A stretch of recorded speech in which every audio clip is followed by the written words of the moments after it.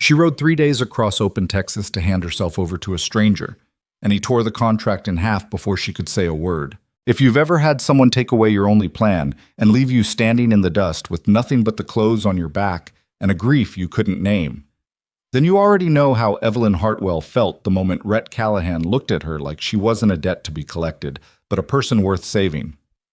Stay with me to the end of this story. Hit that like button and drop the name of the city you're watching from in the comments. I want to see just how far this story travels. The horse had started limping somewhere outside of Caldwell, and Evelyn had kept riding anyway. She told herself it was because she didn't have the luxury of stopping.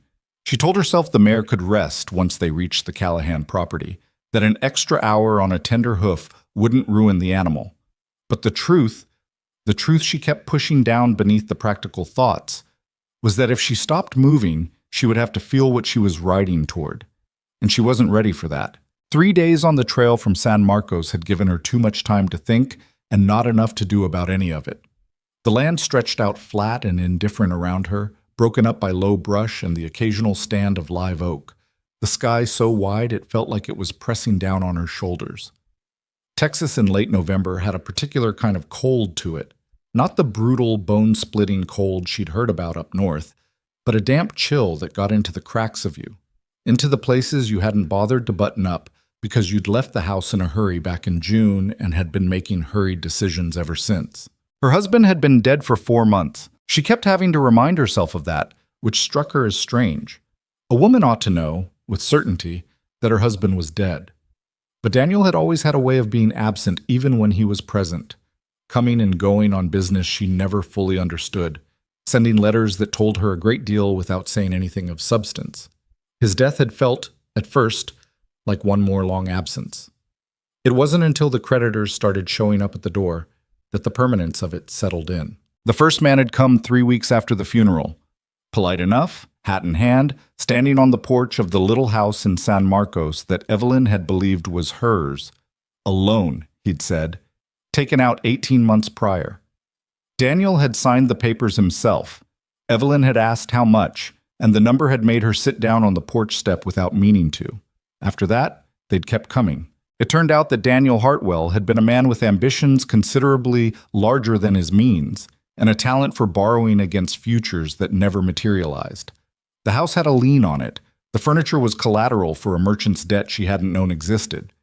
There was a note to a bank in Austin that she couldn't begin to service.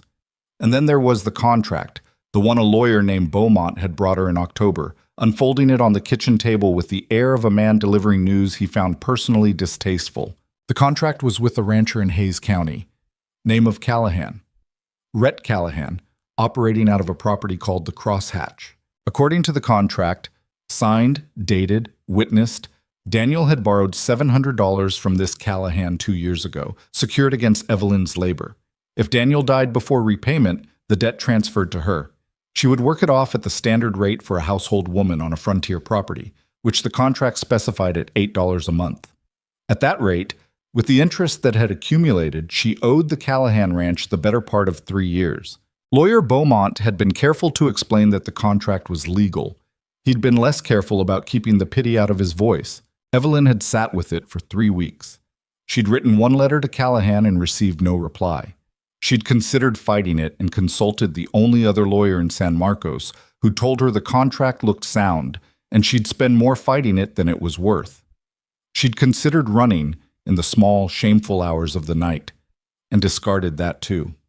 She had a little money left, not much, barely enough for the journey, and the prospect of spending what remained of her life looking over her shoulder for a man she'd wronged had no appeal. So she'd packed what she could carry, sold what she couldn't, and ridden north toward Hays County to present herself to the man who owned 3 years of her future. Chet. The Crosshatch property was larger than she'd expected. She'd been building a picture of it in her mind during the ride. Something small and mean, the kind of operation run by a man who lent money at interest to strangers and wrote contracts that enslaved widows. She'd imagined a ramshackle collection of buildings, a lean-to barn, a house that looked like an argument between ambition and neglect. What she found instead was a working ranch of some size, set back from the road behind a split-rail fence that ran as far as she could see in both directions. The house was a proper structure, 2 stories, built from limestone block the color of old cream, with a wide porch and a second-floor gallery that would catch the evening breeze in summer. The barn was big and freshly painted. There were cattle visible in the south pasture, a neat row of outbuildings, a vegetable garden that had been put to bed for winter. Someone had worked hard here. Someone had been working hard for a long time. She sat her horse at the gate and looked at it and felt the ground shift slightly under her certainty.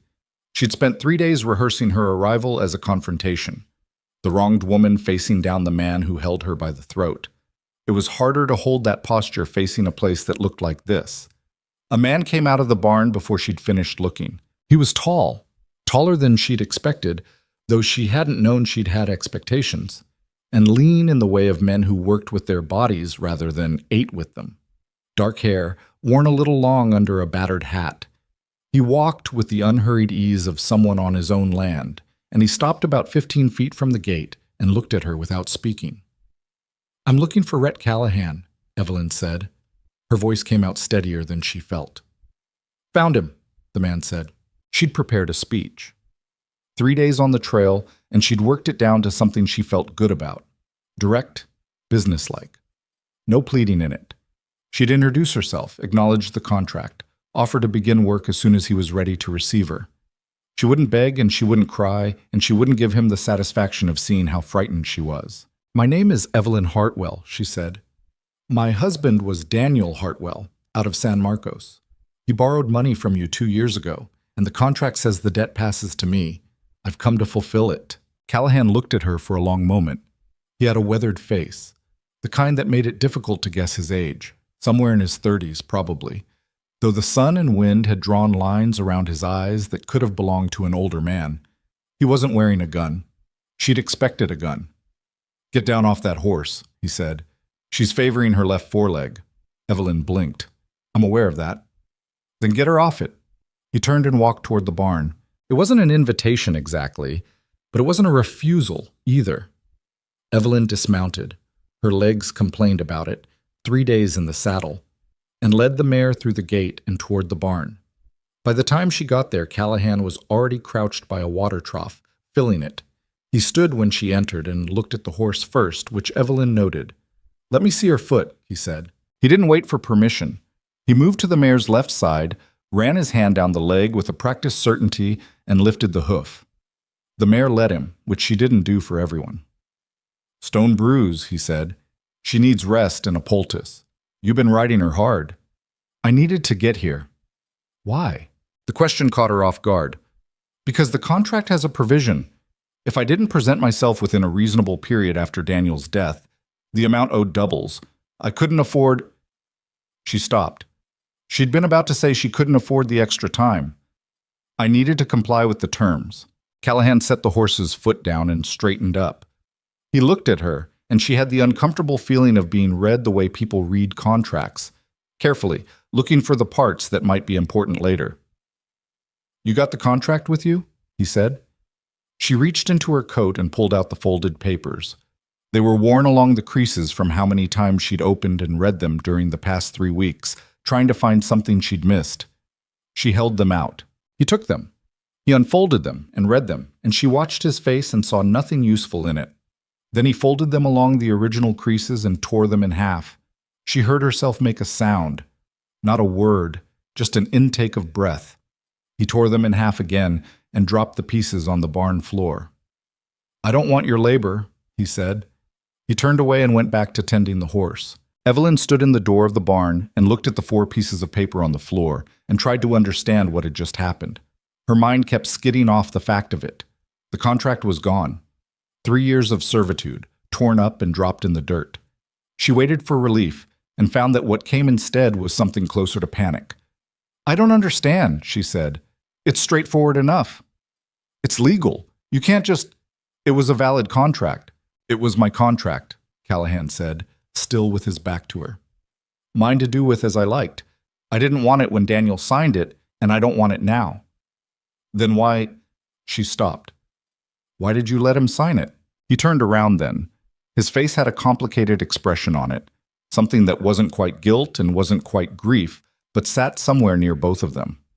"Because he came to me with nothing, and he needed the money, And I told him I didn't want interest, but he kept insisting on security. So I let him write it up the way he wanted. I figured I'd tear it up if it ever came due. He looked at her. It came due. Evelyn had been prepared for this man to be her enemy. She had not been prepared for him to be something else, something more confusing. He owed you $700, she said. He did. That's a significant amount of money. You're just forgiving it.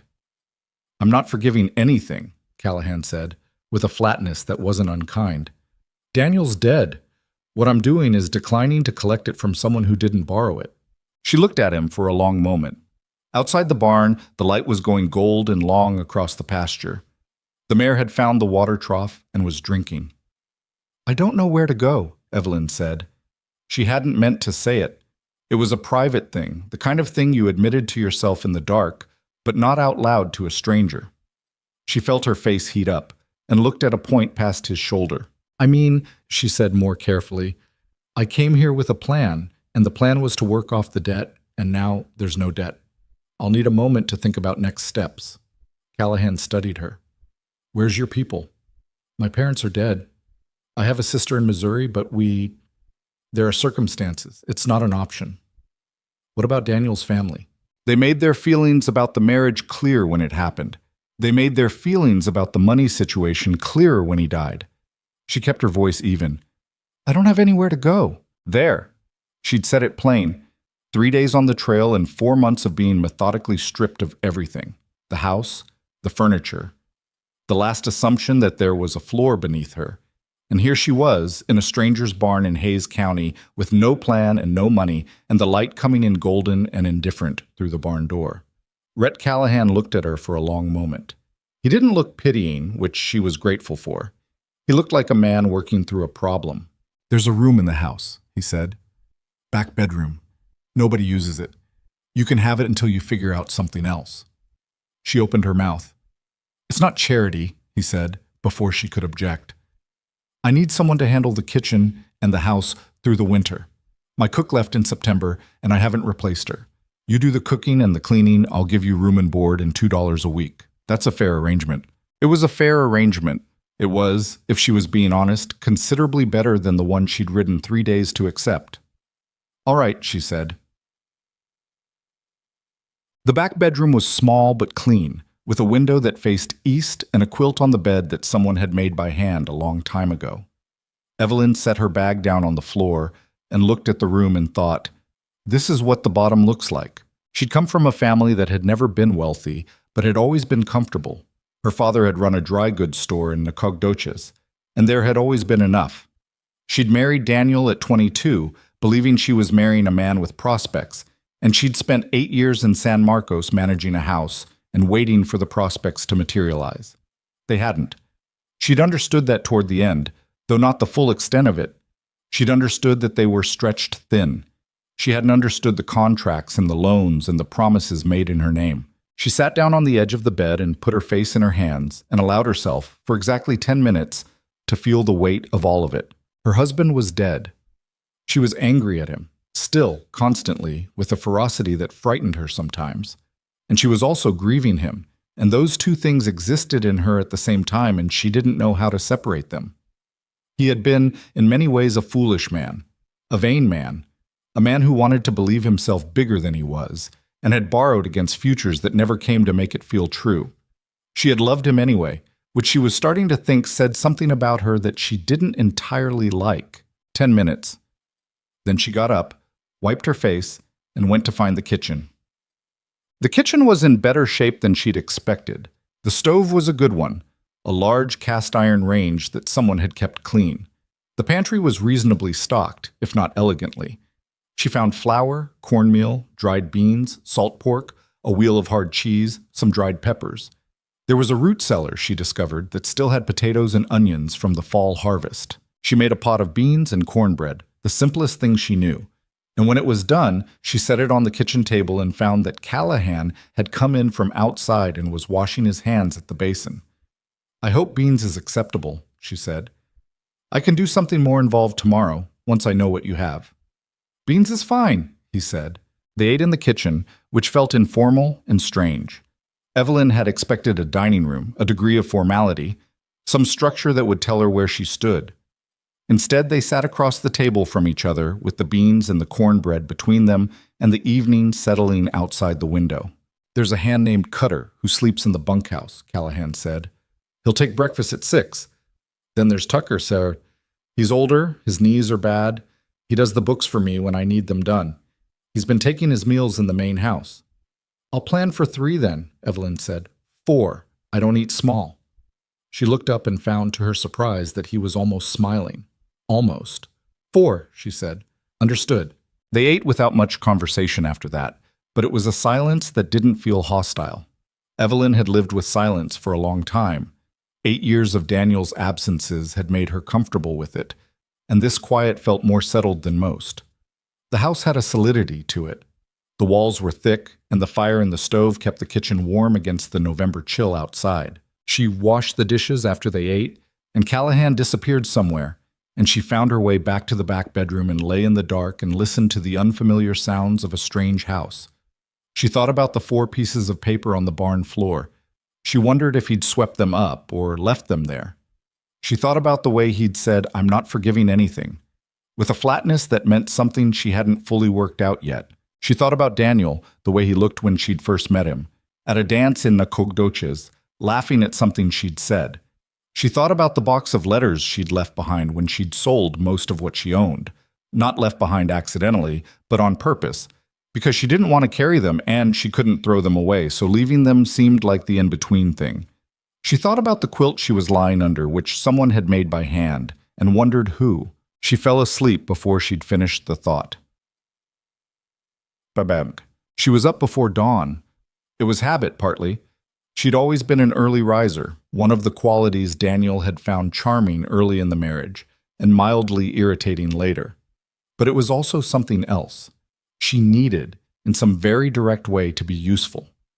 She had been made powerless by a series of events she hadn't controlled, and the antidote to that feeling, the only antidote she'd ever found, was work. She built the fire up, put water on for coffee, and started biscuits. She found a side of bacon hanging in the pantry and cut it, started it in the iron skillet. By the time the light was coming gray through the kitchen window, she had biscuits baking, coffee ready, eggs scrambled with a little of the dried pepper. Cutter came in first. He was a compact, weathered man of about 45, with a mustache that had seen better days, and a handshake that was more of a gesture toward the idea of a handshake. "You must be the widow," he said, not unkindly.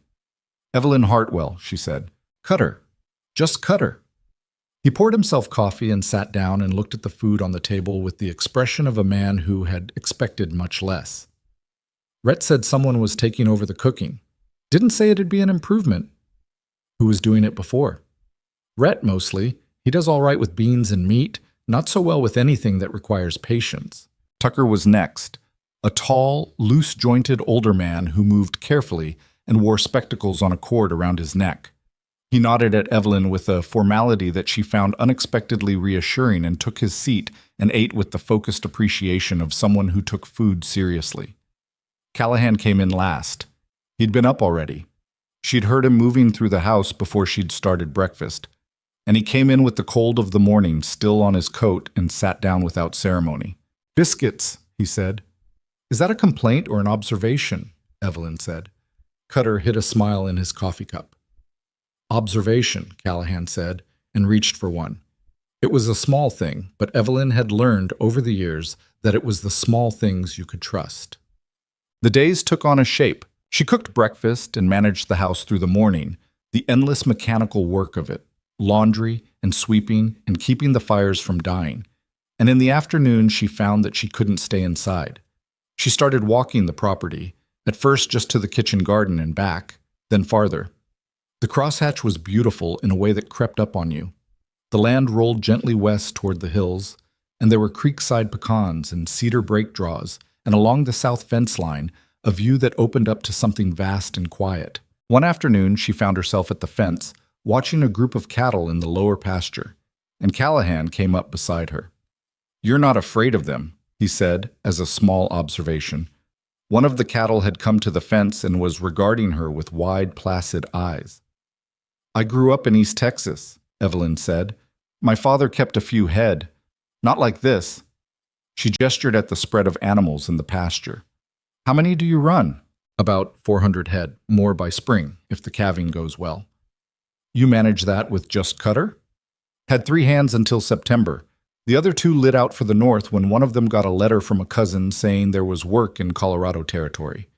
He said it without bitterness, as a simple fact. Haven't replaced them yet." "That's a lot of work for 2 people." "It is," he agreed. There was a pause. The cattle in the pasture moved together slowly, the way they did when nothing in particular was happening. "I can ride," Evelyn said. He looked at her sideways. "I know you can." "I mean, I can do more than cook and clean. If you need help with something that involves being on a horse, I'd rather be useful than walking fences by myself in the afternoon." He looked at her for a moment, not assessing her in the way she was sometimes assessed, calculating her worth, but something more like actually looking, seeing her. "Your mare needs another week off that foot," he said. After that, she agreed. The first letter arrived 3 weeks after she'd settled in. It came through the post office in Wimberley, addressed to Evelyn Hartwell, in a hand she didn't recognize. She sat with it in the kitchen for a few minutes before she opened it. It was from a merchant in San Marcos named Devereaux. He wrote to inform her that her husband had purchased goods on credit over a period of 2 years, that the debt totaled $340, and that as the surviving spouse she was responsible for its settlement. He noted politely but firmly that he expected to hear from her within 30 days. Evelyn set the letter down on the kitchen table and looked at it. $340. She had $11 and some change in the bottom of her bag. She sat with the fact of it. She breathed through the first wave of it, which was pure panic, cold and specific. Then she breathed through the second wave, which was anger, at Daniel, at the open-ended misery of discovering that you hadn't known your own husband, that the man you'd slept beside for 8 years had been running a double life of debt and evasion, and you'd mistaken his silences for privacy instead of lies. Then she folded the letter up and put it in her coat pocket and went to look for Callahan. She found him in the barn, repairing a saddle. He had the kind of stillness that came from work that required attention. Hands moving steadily, eyes down, a focused quiet around him. "I need to tell you something," she said. He kept working. "All right." She told him about the letter. She told him the amount. She told him that she didn't know how many more there might be, that Daniel had a talent for leaving things out. He was quiet for a moment after she finished. Then, "You're not telling me this because you think I'll put you out?" "No," she said. "I'm telling you because you gave me a roof, and you ought to know what might be coming to it." He set the saddle down and looked at her. "Devereaux's a reasonable man," he said. "He'll take installments. We can write him back." "We," Evelyn said. "You're on my property. A creditor showing up here is my business." He said it without drama. "Write him back. Tell him you're aware of the debt, and you'll make arrangements. I'll put up the first payment." "I can't let you do that." "It's a loan," he said simply, "against your wages, if you want to frame it that way. You can pay it back, 6 months, a year, however long it takes." She looked at him. He was already picking up the saddle again, attention returning to the stitching. "Why?" she asked. He didn't look up. "Because that's how things ought to work." She wanted to press him, because that wasn't an answer, not really, or at least not a complete one. But something in the quiet of the barn told her this was what he gave people. Not explanations. Actions. She went back to the house and wrote the letter. December settled over the crosshatch with its particular cold clarity. Evelyn's mare had healed and she'd kept her word. She'd started going out in the mornings with Cutter to help move the cattle between pastures, learning the rhythms of the place. She was not a rancher. She made mistakes. She once drove a section of yearlings the wrong direction down a draw because she'd misjudged the wind and the cattle had done what cattle do, which was whatever they wanted. Cutter had said nothing about it except other way, and she'd corrected and they'd moved on. She liked working outside. It was different from the cooking and cleaning, which she did out of practicality. They needed doing, and she did them, but the outdoor work had something the indoor work didn't.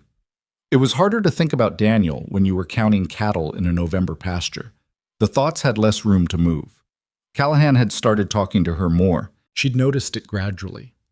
The way the mealtimes had lengthened slightly. The way he'd sometimes stop at the kitchen door in the evenings and ask how things had gone that day. Not small talk exactly, something more direct than that. He asked about the letter from Devereaux, whether the reply had gone out. He asked once, obliquely, about San Marcos, and she found herself telling him about the house, the little house on Blanco Street that she'd made her own, the garden she'd planted in the second year that had finally come in by the fourth, the way the light hit the back porch in the afternoons. "You miss it," he said. "I miss the version of it I thought it was," she said. She considered that. "The actual house, once I knew what it was standing on, no, I don't miss that." He was quiet for a moment. They were sitting on the porch after supper, the evening cold settling around them. "Daniel came to me in the spring of '72, he said. We'd met the year before at a cattle sale in Austin. He was a friendly man, good at conversation. "Yes," Evelyn said carefully. "He came out here and said he needed $700 to get into a cattle venture. Some deal he'd put together. He wanted to buy a small herd and run it up to Kansas on the drives." He paused. "I lent him the money because he needed it, and because he asked, and because I didn't think about it carefully enough." "Did the venture happen?" "He bought a few head," Callahan said. "I don't know what happened to them. He sent me a letter in the fall saying the deal had fallen through, promised to pay me back. I didn't hear from him after that." Evelyn turned this over. "The drive money. Was that one of the debts he left me?" "No, that was just mine. I didn't track it anywhere official until he wrote back asking for the contract to be formalized." He paused. "Which I also probably should have refused. Why didn't you?" He looked out toward the pasture. "Because a man asking for something that formal is a man who feels bad about something he can't fix," he said. "I figured if having a formal contract made him sleep better, then it was a cheap thing for me to give him." Evelyn sat with that. It was a strange kind of generosity, the kind that accepted being owed rather than pressing the debt. She'd spent a lot of time building a picture of Rhett Callahan in her mind over the past 4 months, and the picture kept proving wrong. "He was your friend," she said. It came out more gently than she'd intended. "Something like that," Callahan said. He looked at her. "I'm sorry he wasn't what you needed him to be." It was such a plain thing to say. Not, "I'm sorry he died," or "I'm sorry for your loss," or any of the formulas people reached for. Just, "I'm sorry he wasn't what you needed." It went straight through whatever she'd been keeping in place. She looked at the pasture for a long moment. The cattle were dark shapes in the distance, barely visible in the failing light. "So am I," she said. They sat in silence after that, and the silence was comfortable, and the evening came down around the ranch, and Evelyn thought about how strange it was to be here, of all places. 3 months ago, she had believed she was heading toward captivity, and somehow she had landed instead in something that felt, almost dangerously, like rest. She didn't trust it entirely. She'd learned enough these past 4 months not to trust things entirely, but she sat there on the porch in the dark and let herself have it anyway. Christmas came quietly to the crosshatch. There was no ceremony to it. Callahan was not a ceremonial man. But Cutter produced a bottle of whiskey from somewhere, and Tucker made a pie from the last of the dried apples, and Evelyn roasted the chicken she'd been fattening up since October, and they all sat around the kitchen table and ate too much. At some point in the evening, when the whiskey had gone a third of the way down and Tucker had fallen asleep in his chair, Cutter looked across the table at Evelyn and said, "You staying then?" "What do you mean?" she said. "I mean, it's been 2 months and you don't look like you're planning to leave. Just asking if that's true." She looked at Callahan, who was looking at his glass. "I don't have anywhere else to go," she said. "That's still true." "That's not a reason for staying," Cutter said pleasantly. "No," she agreed. "It's not." Outside, the wind had picked up, moving through the cedar draws below the house. The fire in the stove kept the kitchen warm. Tucker snored gently in the corner. She looked at Callahan again. He was still looking at his glass. "I like it here," she said, quietly, as if saying it too loudly might break something. He looked up then, and the almost smile was there again, brief, controlled, but present. "Good," he said. Outside, the Texas winter settled down hard and quiet over the crosshatch, over the pastures and the cedar breaks and the creek and the 400 head of cattle moving slow and warm in the darkness. And Evelyn Hartwell sat in a stranger's kitchen and felt, for the first time in longer than she could remember, something that wasn't quite safe, because she'd learned enough to know that nothing was ever quite safe, but was close enough to matter. She held on to it. January came in hard. The temperature dropped the first week of the new year and stayed down, and the work on the crosshatch shifted the way it always did in deep winter. Less movement, more endurance. The cattle needed hay brought out to the pastures because the grass had gone to frost. The water troughs needed breaking every morning before the animals could drink. Cutter's hands had gotten bad from the cold, an old injury in his right wrist that stiffened in the low temperatures. And Evelyn had taken to wrapping it for him before breakfast without either of them making a particular thing of it. She'd been on the crosshatch for 2 months. She'd stopped counting the days somewhere around week 6, which she'd decided to take as a sign that she'd stopped waiting to leave. That was either progress or a failure of imagination. She hadn't decided which. The gossip had started in town. She'd noticed it first in December, the second time she'd gone into Wimberley with Callahan to get supplies. A woman named Margaret Pruitt had spoken to her warmly enough at the dry goods store, all smiles and questions, and then Evelyn had turned around and caught the look that passed between Mrs. Pruitt and the woman behind her. Quick, expressive, the kind of look that carried a full conversation in half a second. She'd mentioned it to Callahan on the ride back, not with complaint, just as a statement of fact. People are talking. He'd looked straight ahead at the road. People talk, he'd said, which was true and not particularly useful. By January, it had gotten more specific. Tucker had come back from a trip to the feed store with the kind of careful expression that meant he had information he wasn't sure how to deliver. He'd sat down at the kitchen table with his coffee and turned his cup around in his hands twice before he said, "Heard some things in town today." "About me," Evelyn said. It wasn't a question. "About the situation," Tucker said delicately. "There are folks saying what... I'm just telling you what I heard. There are folks saying it's not a proper arrangement. A widow woman, unmarried man, living under the same roof." Evelyn kept her hands busy with the bread she was making. "What are they suggesting ought to be done about it?" "Well, some of them are saying you ought to be in a boarding house in town, paying your way. The implication being..." Tucker stopped. "The implication being that I'm not paying my way in an appropriate manner," Evelyn said. Tucker had the decency to look pained. "I don't believe that. I want to be clear about that. I know," she said. "Thank you for telling me." She didn't say anything to Callahan that evening.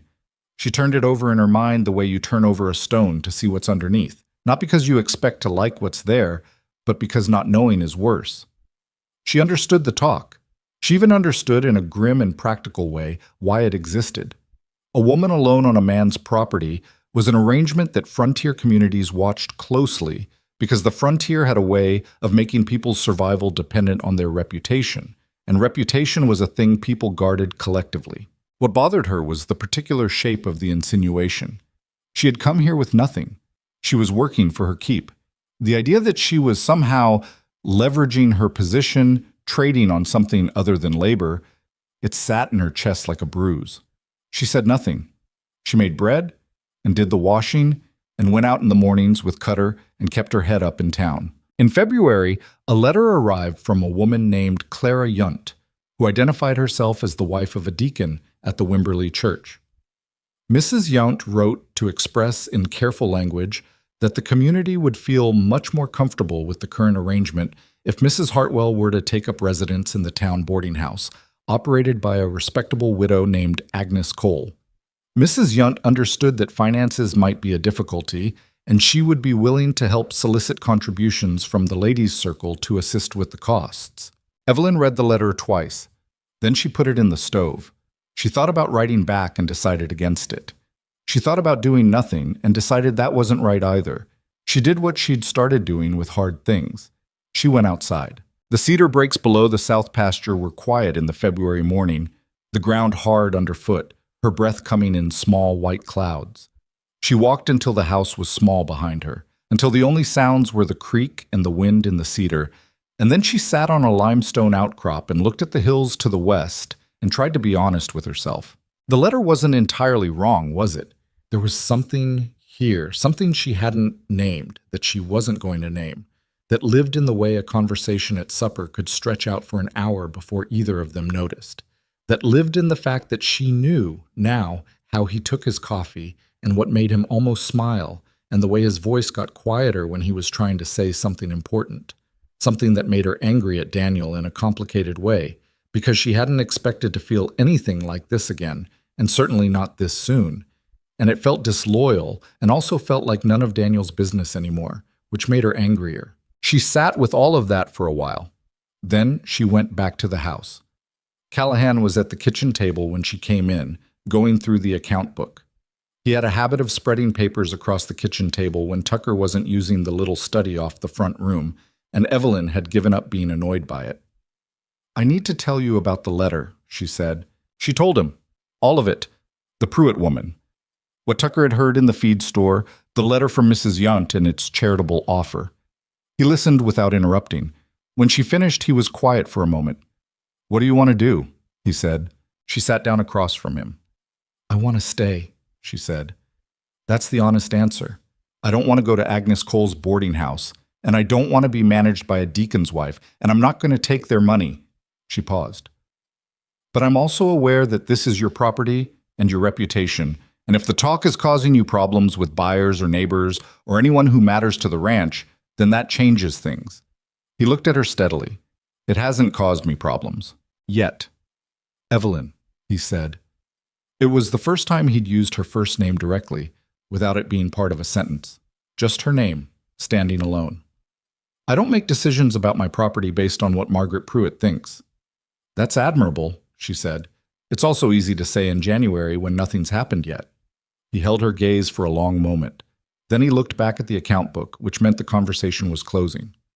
"You stay," he said. "That's the decision." She should have left it there. She knew she should have left it there. "Why?" she said. He looked up. The expression on his face was complicated. Not annoyed, not uncomfortable exactly, but something guarded.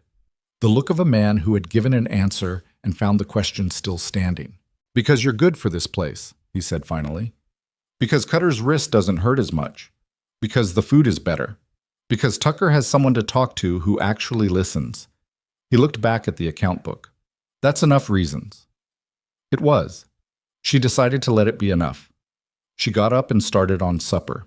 Behind her, she could hear the scratch of his pen, the occasional sound of pages turning.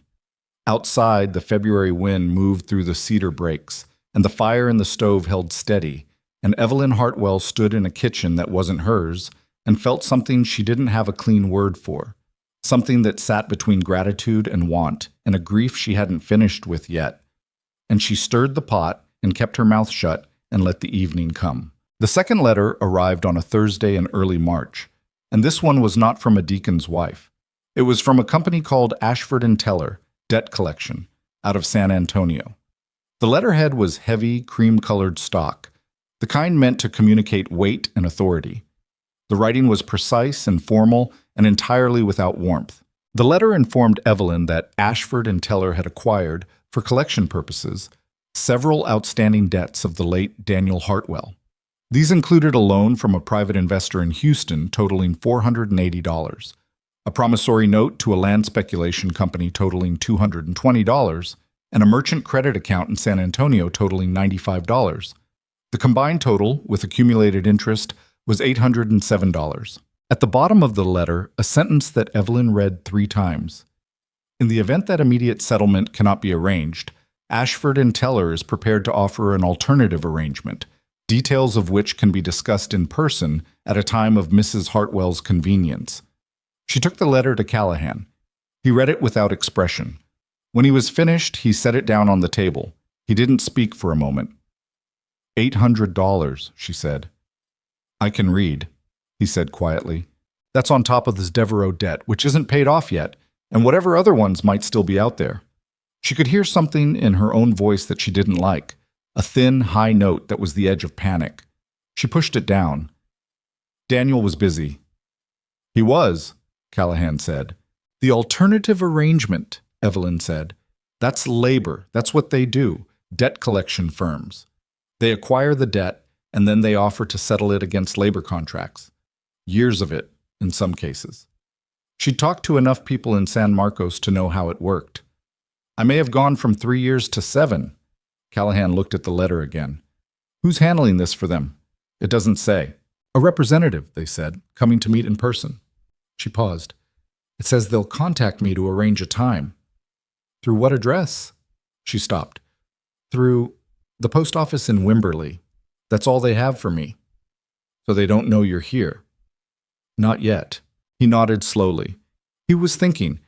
She'd learned to recognize that stillness in him, the way he went quiet when he was working something out. Right back, he said. Acknowledge you've received it. Tell them you're aware of the debts and are consulting with counsel. I don't have counsel. Tucker knows enough law to be useful. He'll help you write something that sounds like counsel. He looked at her. Don't panic. That's what they want. I'm not panicking, she said. He gave her a look. I'm adjacent to panicking, she said. That's different. Something moved across his face. Almost a smile.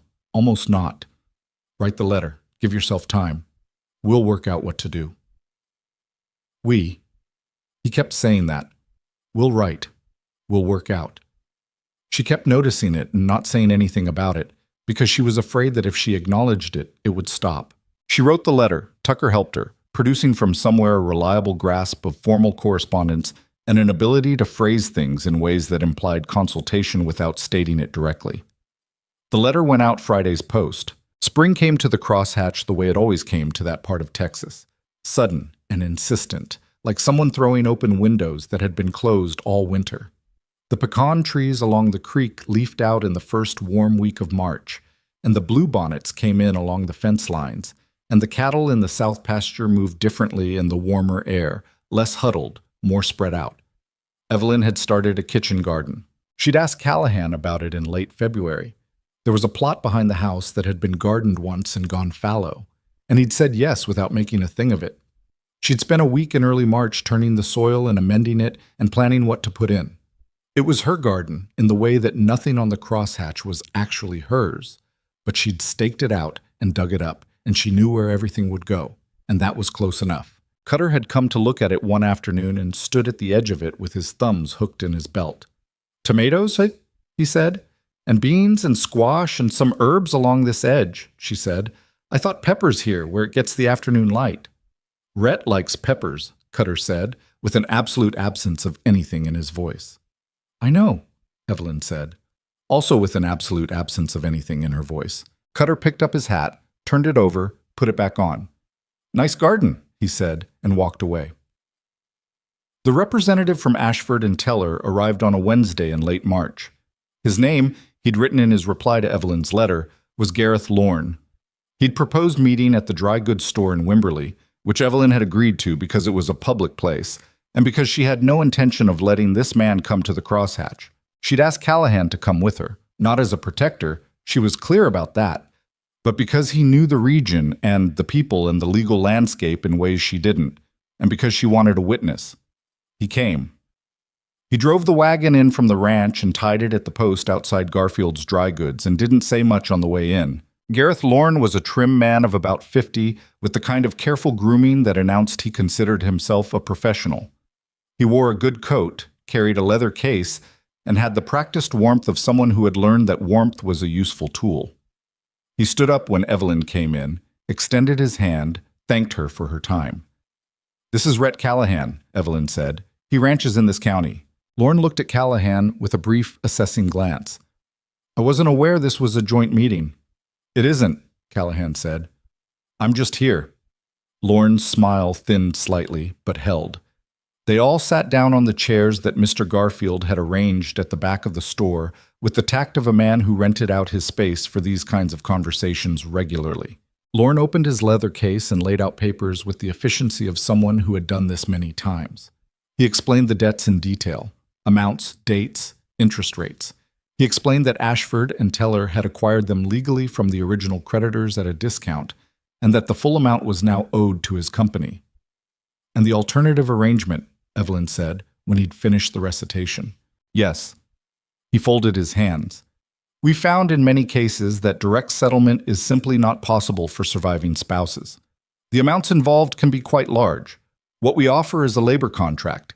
You would work in an arrangement we broker, typically in household or domestic service. The wages would be applied against the debt at a rate we'd negotiate. It's quite commonly done. How long? Evelyn said. Given the current total, $807, and at the standard domestic rate, we'd be looking at approximately 7 years. 7 years. She kept her face still. And if I don't accept the alternative arrangement, she said, then we'd be obligated to pursue collection through the courts. You'd be summoned, a judgment would be entered, and your assets and wages would be subject to attachment. He spread his hands in a what-can-you-do gesture, which, given your current situation, would be, "What's the legal basis for the labor arrangement?" Callahan said. His voice was mild and specific, the voice of someone asking a question they already know the shape of. Lauren looked at him. "I beg your pardon? The labor arrangement. What statute authorizes a private collection firm to broker a labor contract for a debt that was the debtor's, not the widow's?" "In Texas." A pause. "The contract would be entered into voluntarily." "Would it?" Callahan said. "Mrs. Hartwell would have a choice. She'd have a choice between 7 years of labor she didn't owe in the first place or a court action." Callahan looked at the man with an expression that wasn't hostile but had something hard in it. "That's not what most people mean by voluntary." Lauren's professional warmth had cooled slightly. "I don't believe I'm being questioned by a rancher on the legal structure of—" "You're being questioned," Callahan said, "by a man who knows this county and the people in it, and who knows that what you're describing has been challenged in Texas courts more than once in the past several years and hasn't always held up." He leaned forward slightly. "So I'm asking again, what's the legal basis?" Lauren looked at Evelyn. "I was hoping to have a direct conversation with Mrs. Hartwell." "You are," Evelyn said. "He's just also here." There was a long pause. Outside the store's front window, Wimberley went about its Wednesday morning business. A wagon rolling past, 2 women talking at the opposite corner, a dog sleeping in a patch of sun. "The merchant debt," Lauren said finally, with a shift in tone that was barely perceptible. "The Devereaux account. She was listed on that account. That one is arguably a shared debt. The others, the private loan, the land speculation note, those were in your husband's name alone. So the majority of the $800 is not legally collectible from me," Evelyn said. Lauren was quiet. "What is collectible?" she said. "The merchant account," he said, with the voice of a man recalculating. "With interest, approximately $120. "Which I'm already making arrangements on through the original creditor," Evelyn said. "Mr. Devereaux and I have an agreement." Another silence. Lauren looked at his papers. He looked at Callahan. He looked at Evelyn. "I'll need to review the terms of the original debt acquisition," he said finally. It meant he was retreating. He was retreating carefully and professionally, but he was retreating. "Of course," Evelyn said pleasantly. "I appreciate you coming all this way." They shook hands again. Lauren packed his papers away with slightly less efficiency than he'd unpacked them, and left the store with his leather case and his good coat, and the bell above the door rang when he went out. Mr. Garfield appeared from behind a shelf of dry goods with a canister of coffee. "Anyone need this?" he said. Evelyn sat back in her chair and realized her hands were shaking slightly, the adrenaline doing what it did when the crisis was over. She pressed them flat on her thighs. "How did you know about the court challenges?" she said. Callahan was looking at the door Lauren had just gone through. "Tucker told me last night he'd read about a case in Austin that went against a collection firm on that exact question." "You prepared." "You asked me to come," he said, as if this was the obvious consequence of that. She looked at him. He was still watching the door, and she could see the muscle in his jaw, still tight from the conversation, still carrying the residue of having been in a room with a man who was trying to strip something from someone who didn't deserve it. "Thank you," she said. He looked at her. The tightness in his jaw eased slightly. "Don't thank me," he said. "Just means we bought some time. He's not done. His kind doesn't quit after one meeting." He was right. She knew he was right. They got up and paid Garfield for 2 coffees they hadn't drunk, on principle, and went out to the wagon. The drive back to the crosshatch was quiet, the way their silences had gotten. Not empty, but full of things they weren't saying yet. The bluebonnets were coming in along the road, thick in some places, and the sky had the deep particular blue of a Texas March afternoon that looked painted. She thought about 7 years. She thought about what it would look like to simply be afraid for 7 years, to live at the mercy of a firm in San Antonio that had bought her husband's mistakes at a discount and planned to profit from them. She thought about Callahan's voice in that store. That's not what most people mean by voluntary. And the way Lorne had backed down, not because he was a good man, but because he'd met something he hadn't expected and recalculated. She thought about this kitchen garden behind the house, the rows she'd marked out, the places where the tomatoes would go. "He'll come back," she said, when they were close enough to the crosshatch to see the limestone walls through the cedar. "Probably," Callahan said. "And when he does, he'll have done the research. He'll know exactly what he can and can't collect." "Probably. So we need to think about what happens then," she said. Callahan drove the wagon through the gate and up toward the barn. He was quiet until he'd pulled the horse up and set the brake. Then he turned and looked at her with an expression she couldn't entirely read. Something careful and forward-looking, like a man checking the weather before he says something. "I know," he said. "I've been thinking about it." He got down from the wagon and went to the horse's head, and Evelyn sat for a moment longer in the afternoon light and listened to the crosshatch, the cattle in the far pasture, the creak of the barn in the wind, Tucker's voice somewhere carrying a tune badly, and felt the ground shifting under her again. Not the way it had shifted when things fell apart, different, like something settling into place. She got down from the wagon and went to help with the horse, and the afternoon light came golden over the limestone walls, and Wimberly and Gareth Lorne and $800 of other people's decisions receded for now into the back of things. For now. Lorne came back in April. He didn't write first this time. He simply appeared. On a Tuesday morning, riding up the crosshatch road on a bay horse with a second man beside him, and Evelyn saw them from the kitchen window while she was washing the breakfast dishes and felt her stomach drop before she'd fully registered who it was. She dried her hands. She went to the front door and opened it before they'd reached the porch. Lorne looked the same. The good coat, the careful grooming, the professional warmth that didn't reach his eyes. The second man was younger and broader, with the physical confidence of someone hired to stand near things and be noticed. He had a leather satchel across his saddle. "Mrs. Hartwell," Lorne said.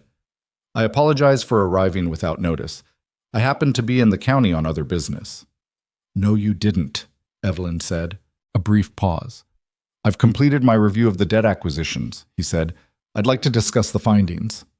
"Come in," she said, because there was no good reason not to, and because she needed to hear what he'd found before she could figure out what to do about it. She put them in the front room, the formal room, the one she rarely used because it had the quality of a room that announced itself as serious. She didn't offer coffee. She sat in the chair across from Lorne and folded her hands in her lap and waited. Callahan came in from the back of the house. She hadn't sent for him. She'd been in the kitchen alone when she'd seen them ride up, and she hadn't had time to find him.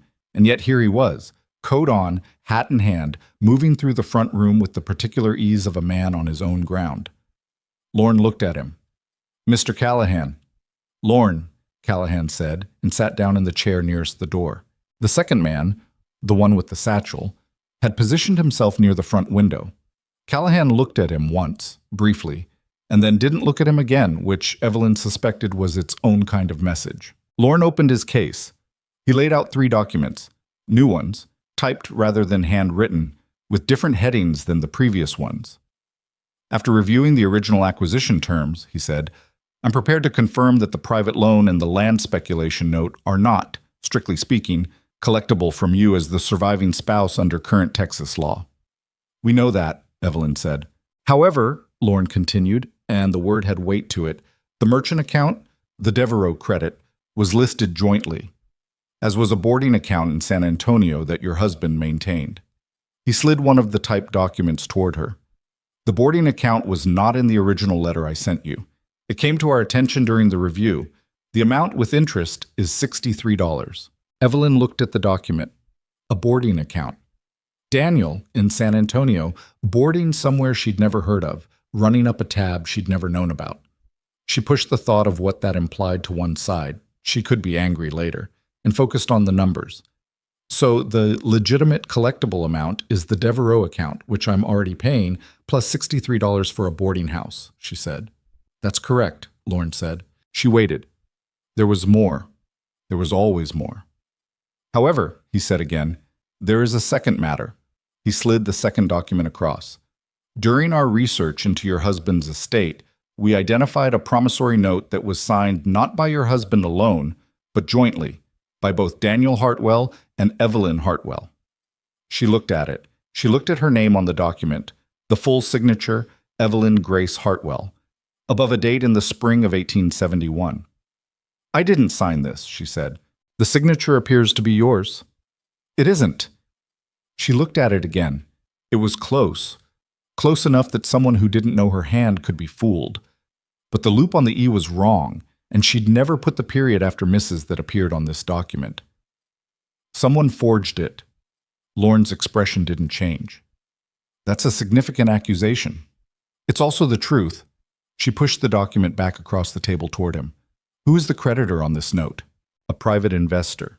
A Mr. Harlan Webb of Galveston. She'd never heard the name. How much?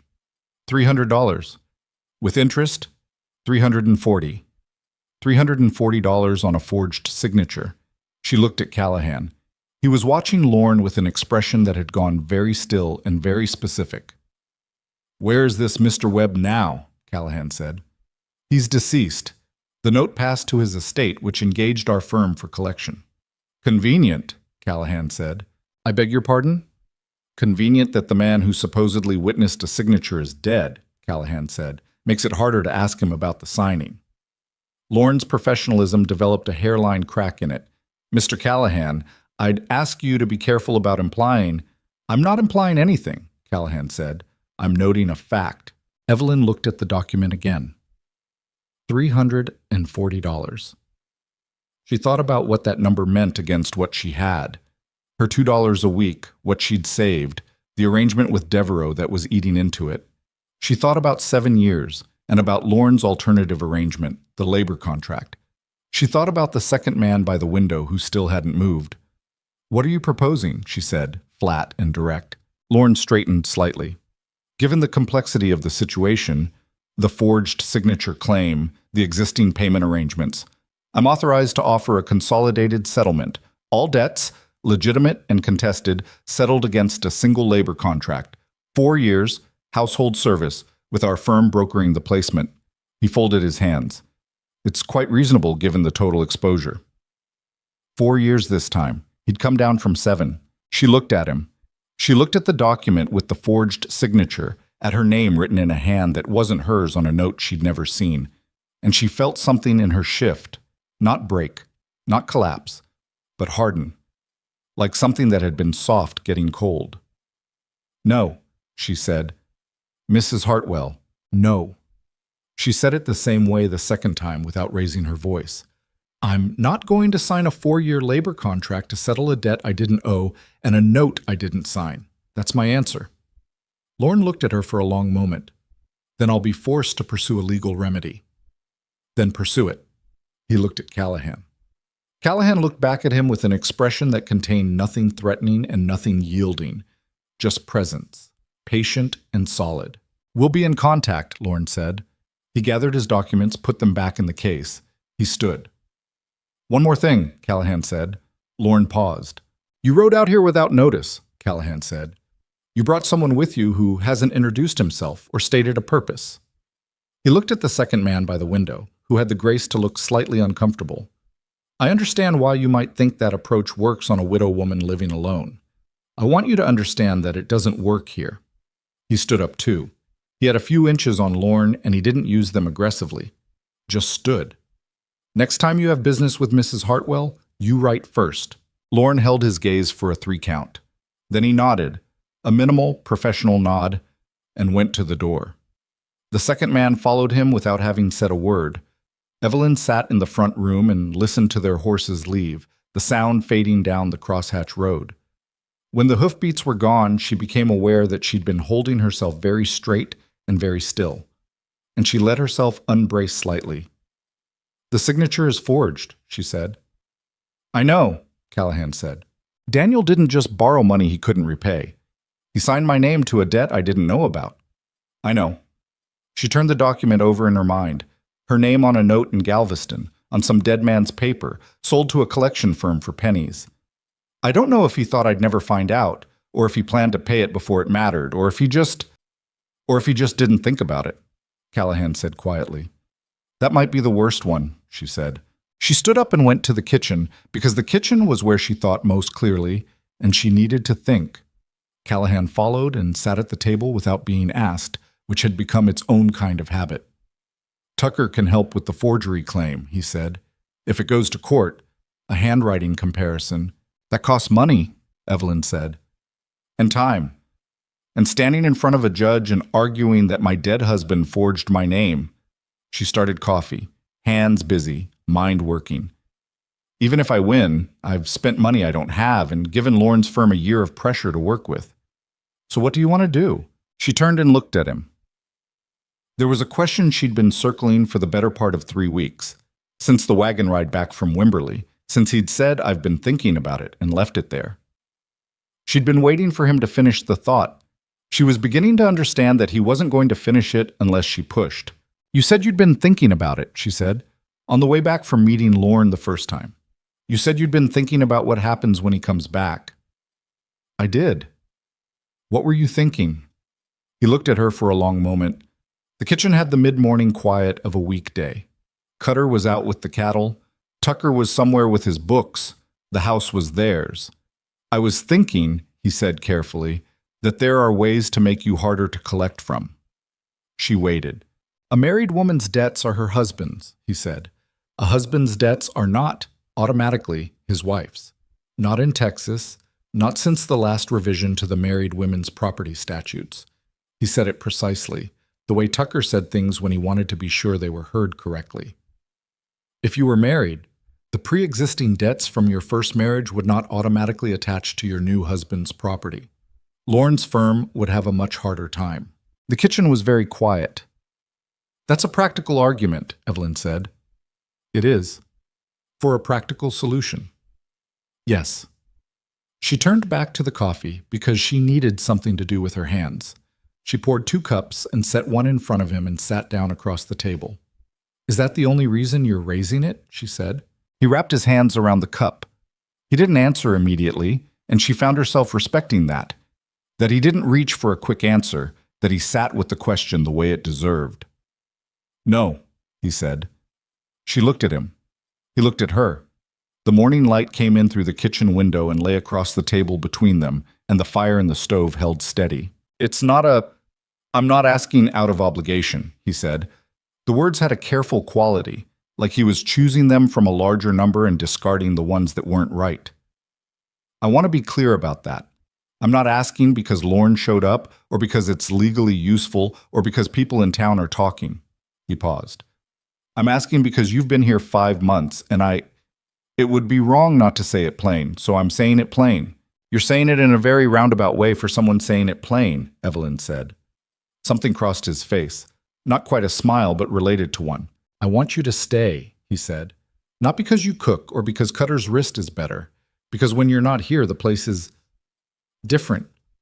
Quieter in a way I don't like anymore. He looked at his coffee.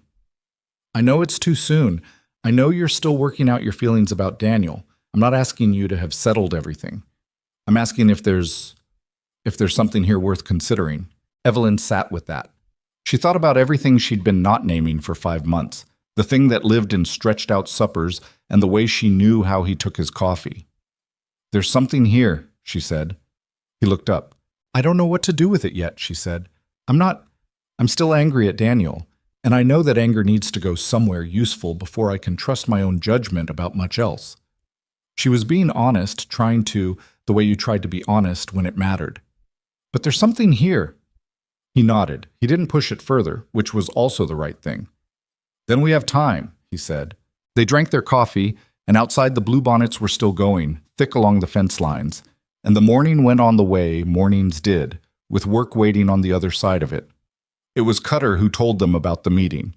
He came in for lunch that Thursday and sat down with a look on his face that Evelyn had learned to read, something between annoyed and reluctant, the expression of a man who had news he didn't want to be the carrier of.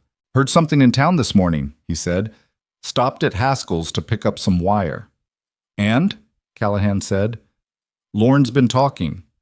Cutter poured himself water. "To people. To the kind of people that talk to other people. He's been saying about Evelyn, about the arrangement here." He looked at the table. "He's suggesting that a woman living on a man's property who refuses to honor her debts is," the word he used was disreputable. The word sat in the kitchen. "He's trying to damage her standing so a judge is less sympathetic," Callahan said. "That's my read," Cutter said. "And it's working. Mrs. Pruitt's already talking. The Yunt woman wrote another letter. May Haskell mentioned it, said she'd heard." He finally looked at Evelyn. "I'm sorry, I didn't want to bring it in." "I'm glad you did," Evelyn said. After lunch, she put on her coat and went outside. Not to the cedar breaks this time. She went to the garden, which was coming in now. The first green shoots of the beans she'd put in 2 weeks ago, pushing up through the dark soil. She crouched down and looked at them and tried to think clearly. Lorne was smart. She'd underestimated how smart. He couldn't collect legally, or not easily, so he was going to the community instead, painting her as a woman of bad character, a debtor who refused what she owed, living improperly. If the gossip got bad enough, a local judge might not look kindly on her claims about a forged signature. If the community turned against her, Callahan's reputation turned with it. He was building pressure from outside because he couldn't build it from the law alone. She heard footsteps behind her and didn't turn around because she knew the sound. "He's going to keep at it," she said. "Yes," Callahan said. "He's going to make this place difficult. For you, your neighbors, your buyers." "Evelyn." "I'm thinking about whether to leave," she said. It came out steady, which surprised her. "Not because I want to, because staying is costing you something and I don't want to take from you. You've given me enough." He was quiet for a moment. She could hear him breathing, the wind in the cedar behind the garden. "I need you to stop deciding what this place can afford," he said. Not angry. Something lower than angry. Something more direct. "That's not your call to make alone." She stood up. She turned around. He was closer than she'd expected. Not crowding her, but close, and looking at her with an expression she hadn't seen on him before. The careful guardedness was gone. What was underneath it was plainer and harder to look at. Wanting and worry, and the particular kind of stubbornness that came from a man who had decided something. "I asked you a question this morning," he said. "You said there was something here, so I'm telling you. It's worth more to me than whatever Lorne does to my reputation with the Pruitt women and the deacons. It's worth more than that." "You can't know." "I know what I know," he said. "I've been by myself on this ranch for 4 years. I know what it felt like before you got here, and I know what it feels like now, and I'm not interested in going back." He held her gaze. "I'm not asking you to decide this minute. I'm asking you to stop adding up what you cost me as a reason to go." She looked at him for a long moment. The garden was green and small behind her, just starting. The cedar brakes were moving in the spring wind. "All right," she said. All right meaning I'll stop," she said. "I won't add it up that way." He breathed out. Something in his shoulders settled. They stood in the garden in the April afternoon, not touching, not saying anything else, but close enough that the distance between them was a thing you noticed. Then Cutter's voice came from somewhere near the barn, hollering something about a loose gate, and the afternoon came back around them, and Callahan turned and went toward the barn, and Evelyn turned back to her garden and crouched down again and looked at the green shoots in the dark soil. She put her hand flat on the earth. It was warm. Things were growing in it. She stayed there for a minute longer, then stood and went back inside to start supper. 2 days later, on a Saturday, Gareth Lorne rode into Wimberley with a purpose.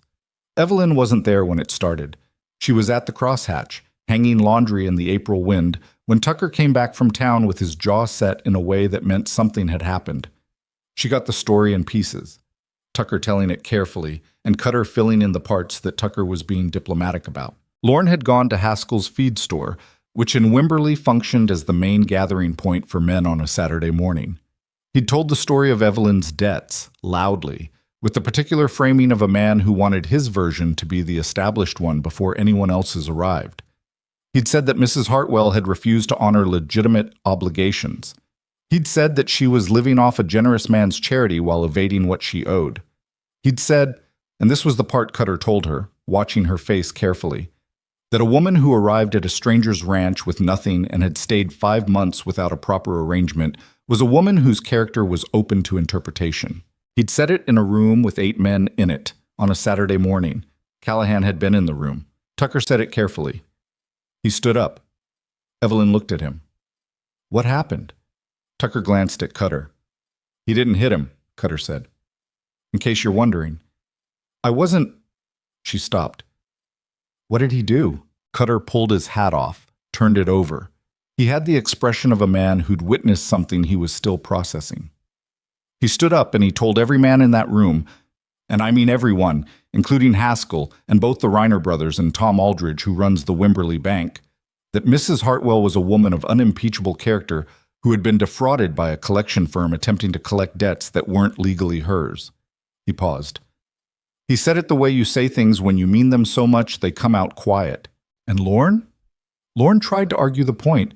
Rhett let him talk for about 30 seconds, and then he said, Cutter stopped. What? Evelyn said. He said, this woman came to this county to settle a debt that wasn't hers to settle, and I'm telling you what kind of woman does that. You can take that or leave it. Cutter looked at her. And then he told Lorne that if he spread one more word about you in this county, he'd find himself explaining his firm's debt acquisition methods to a judge before the month was out. Tucker's been putting together a case about fraudulent note presentation. The laundry moved in the April wind. A shirt sleeve reached out and back. Evelyn stood in the yard and looked at nothing particular and felt the things she'd been keeping at arm's length for 5 months come up close. Where's he now? She said. Riding in, Tucker said. Left right after. Lorne left too, other direction. She nodded. She went back to the laundry and pinned the last sheet to the line, and then she stood with her hands at her sides and waited. She heard the horse on the road, then the gate, then hoofbeats slowing in the yard. She heard him dismount and hand the horse to Cutter, heard Cutter and Tucker make themselves scarce with the practiced ease of men who understood when they weren't needed. Callahan came around the corner of the house. He stopped when he saw her. He looked tired, not beaten. She'd never seen him look beaten, but tired in the way of someone who had spent something. Tucker told you, he said. Yes. He looked at the sheet on the line, at the sky, at the ground. He wasn't quite looking at her. I know that was your business to handle, he said. I know you didn't ask me to. Rhett, she said. He stopped. I know I didn't ask you to, she said. You did it anyway. He looked at her. I need you to know that means something, she said. It means something to me. He was very still.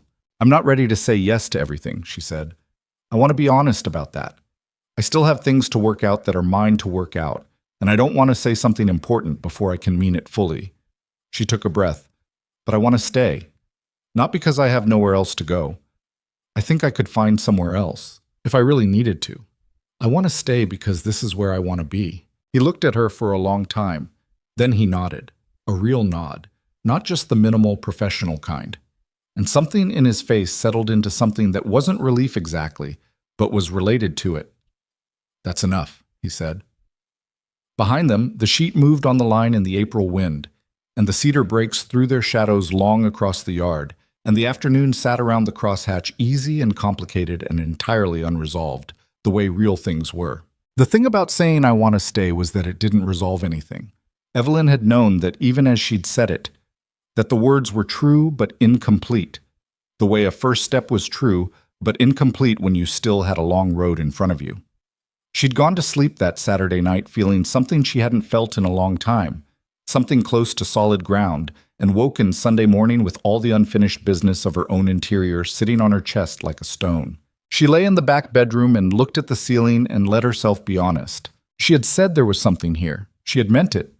That wasn't the problem. The problem was that Evelyn Hartwell had believed in something before, had staked 8 years of her life on a man she'd thought she understood, and had been so completely, so catastrophically wrong that she still wasn't sure she trusted her own judgment. The feeling in her chest when Callahan was around, the way his voice steadied her, the way he'd stood up in Haskell's feed store and said what he'd said, all of that was real. She didn't doubt that it was real. What she doubted was herself, her capacity to see clearly, Her ability to know the difference between something genuine and something she wanted badly enough that it looked genuine. Daniel had been charming. Daniel had been warm and funny and full of ideas, and she had looked at all of that and called it character when it was actually just surface. Callahan was not charming. He was quiet and direct, and occasionally almost funny in a way that snuck up on you. And he did what he said he would do, and he'd torn up a legal contract and dropped it on the barn floor the first day she arrived. Those weren't the same things as Daniel's things. She knew that. She needed to keep knowing it. She got up and made breakfast and didn't say anything unusual and went about the Sunday the way she went about all the others. But the stone didn't entirely lift. May arrived with heat that meant business. The spring softness burned off in the first week, and the work shifted again. Longer days, more water needed for the cattle, the kitchen garden demanding attention every morning before the afternoon sun got brutal. Evelyn's tomatoes had come in strong.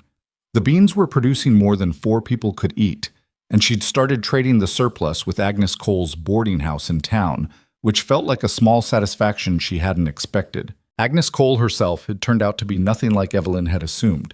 She'd met her properly in late April, at the dry goods store, introduced by May Haskell with the slightly anxious air of a woman hoping 2 people would get along.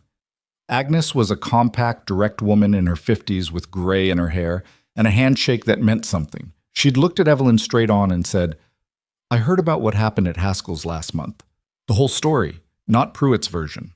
"What's Pruitt's version?" Evelyn had asked. "That you're a scheming widow who's got Rhett Callahan wrapped around your finger," Agnes said pleasantly. "My version is that a collection firm tried to intimidate a woman alone and got more than they bargained for." She tilted her head. "I like my version better." They'd had coffee at Agnes's kitchen table, and Evelyn had come back to the crosshatch with a jar of Agnes's apple preserves and the beginning of something she recognized, carefully, as a friendship. She told Callahan about it at supper. He'd looked at her with the almost smile and said, "Agnes is a good woman. Her husband was a good man." "Was?" "Died about 6 years ago. Fever." He was quiet for a moment. "She kept the boarding house going herself, didn't ask anyone for anything." Evelyn thought about that. "Like you kept the ranch." He looked at her. "I had Cutter. Cutter with a bad wrist and Tucker who can't ride," she said. "That's not much." He didn't argue the point, which meant she was right. They ate the rest of supper without talking much, but it was the kind of silence that had something running under it. Later that evening, Cutter was out somewhere and Tucker had gone to bed early, and Evelyn was sitting on the front porch with the last of the day's light going pink over the hills when Callahan came out and sat in the other chair. They'd been doing this more, sitting on the porch after supper when the evening was bearable. Not talking much, just being in the same place. "Agnes asked me something today," Evelyn said after a while. "What?" She asked if I was all right. She paused. She meant, not practically. She meant the other kind. He was quiet. "I told her I was working on it," Evelyn said. She said that was an honest answer. "It is," Callahan said. "She told me something about grief." Evelyn looked at the hills. She said when her husband died, the first thing she felt was sadness, and the second thing she felt was angry that she was sad, because she thought she should have been sadder earlier when she could still do something about it, when he was still there to do something about. She hadn't meant to say that much. It had come out of the ease of the porch, the pink light, the way evenings on the crosshatch had gotten to feel like a place where the inside of things could come out without too much damage. "You were sad about Daniel," Callahan said carefully. Not a question. "I was sad about the version of Daniel I thought I had," she said. "And then I found out about the debts and the loans and the signature on that note, the forged one, and all the sadness got complicated." She paused. "I keep being angry at a dead man. It's an exhausting way to live." "Yes," he said, "it is." She looked at him. There was something in those 2 words, a weight to them, personal, that she'd caught glimpses of before and never pressed. "Was there someone?" she said. "Before, for you." He was quiet long enough that she thought he might not answer. Then, "Her name was Clara. We were going to be married about 7 years ago." He looked at his hands. She went back to her family in Georgia. Her father didn't think a Texas rancher was what she needed. Did she think that? I think she thought what her father thought, he said, which is its own answer. Evelyn looked at the hills again. 7 years of a quiet ranch and a man who'd closed something off in himself and kept working. She understood that. The way you built walls out of work, kept moving because moving was the alternative to sitting still with loss. She's the reason the back bedroom had a quilt, she said. Not a question. A pause. Her mother made it. She left it when she left. He said it flatly, without drama. I kept it because it was a good quilt. Evelyn almost smiled. It is a good quilt. They sat on the porch until the last light was gone and the stars came out hard and bright the way they did over open Texas. And then they went inside and went to their separate rooms, and nothing had been decided, but the stones were a little lighter than they'd been. The letter from Tucker about the forged note came in the second week of May. He'd been working on it since April, writing to contacts in Austin, researching the Webb estate, tracing the chain of acquisition from the original supposed creditor to Ashford and Teller. He'd done it in his methodical, quiet way, the way Tucker did everything, without announcing his progress until he had something worth announcing. He laid the papers out on the kitchen table on a Tuesday evening with the air of a man presenting something he was proud of. The Webb estate, he said, does not appear to have had any legitimate notes receivable from Daniel Hartwell at the time of Harlan Webb's death.